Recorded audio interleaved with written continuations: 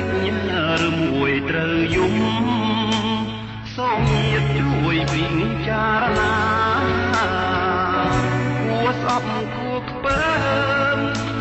ឬការប្រណីមេត្តាអស់អោសែនអនិច្ចាចៃដន្យកម្មពីអប្រិយចំរៀងខ្ញុំច្រៀងស្រៀងរឿងខ្ញុំពិតរឿងស្នេហ៍ស្រីប្រែព្រួលចិត្តហ៊ានលួចផាត់ពីកវីអូនធ្លាប់អោបងធ្លាប់ថាភ្នំបំបីឥឡូវអូនអោបមកប្រុសថ្មីតើស្រីអូនឆ្ងាញ់យ៉ាងណា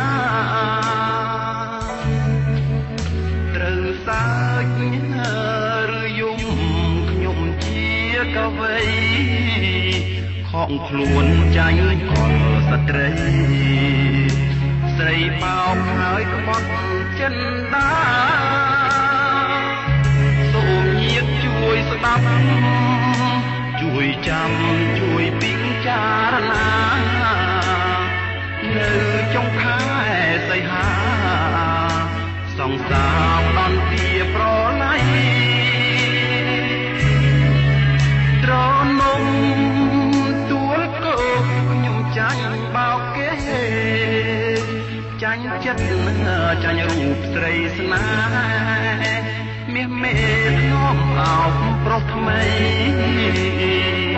បងឃើញនឹងភ្នែកមិនបាច់មកប្រកែកអីនេះឬមាយាស្ត្រីចិត្តស្រី1001ក្បត់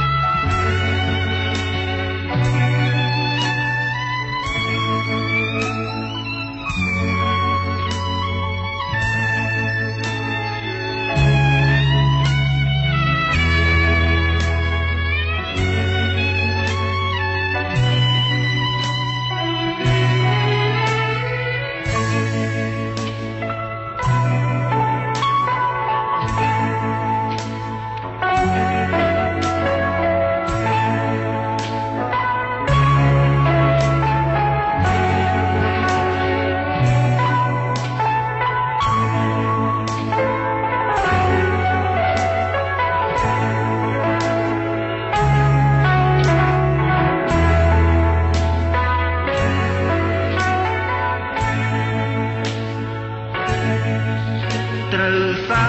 ចឬយំខ្ញុំជាកវីខំខ្លួនចាញ់អល់ស្ត្រី